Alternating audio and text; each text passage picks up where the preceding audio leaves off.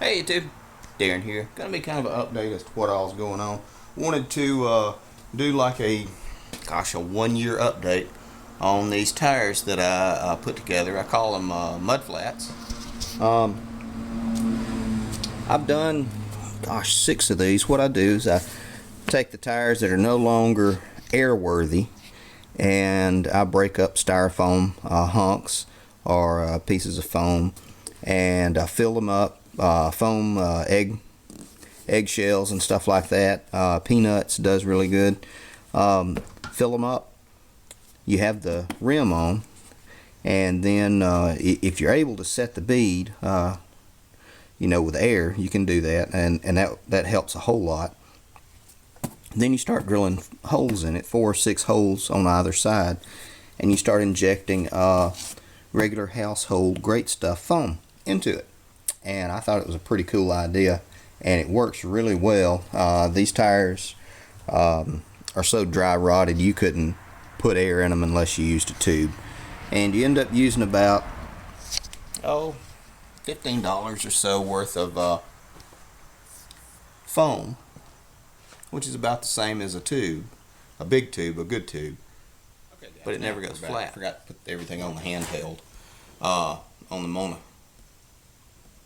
so hopefully it's a little bit more stable. But let me spin you around, and it does really well.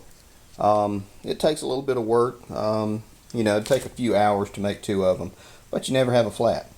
You can put screws in it, drive screws in it, you can cut a hole in it, you can run nails through it, you could shoot the tire and it would not cause a problem, and it will run fine. Occasionally you might need to inject another can of foam into it just to keep it up, and by occasionally I mean, well, this pair I haven't had to do it. I have another pair that I have to, I had to, and I want to say I did like a can 6 months ago. Each tire is a little bit different. You have to kind of play with them and work with them, but they've really done well. I will do a lot of my tires like this. They're for lower speed applications though, because you create an imbalance when you're injecting all that foam into it and putting all the styrofoam. It settles, so as the tire would set, you would rotate it to keep it from settling too badly. But there's always going to be some settling unless you spin it continuously as it's curing.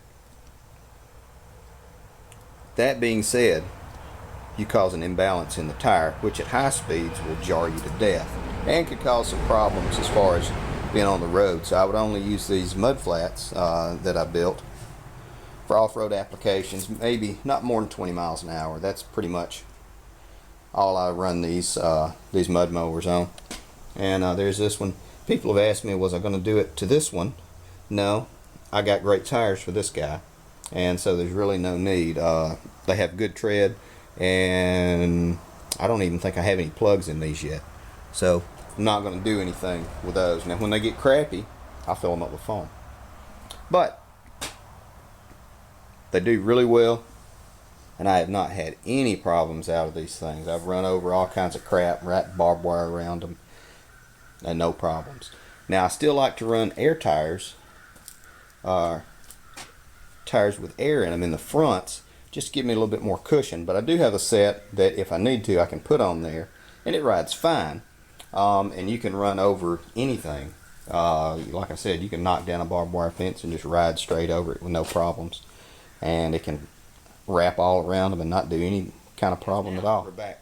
More funny thing is, when I first came up with these and did them, people, oddly enough, people have called or have sent me nasty messages about it, saying it's a fake, that I didn't do it, that it really holds air and it does all that. And I say no. I mean, you can see the holes that are drilled in it and the foam that's injected into it, and they just kept on and on about it. And I've actually had to ban more people from my channel because of these, because the nasty trolls in their comments, than any time ever. I bet I've banned 30 people because of these, because they said they were fakes and everything, and they didn't work, or they couldn't get them to work, or wouldn't get them to work. It's crazy though. More to come. And that being said,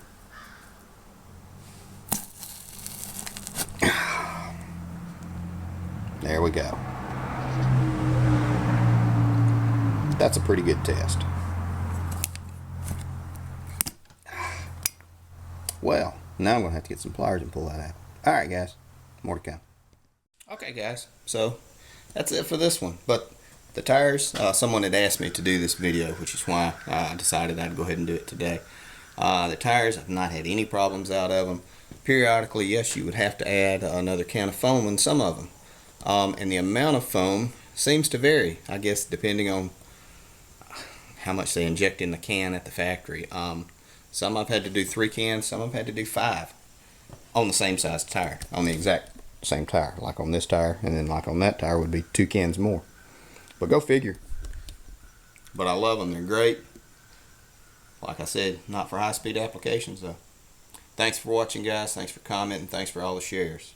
Y'all gonna make some mayhem.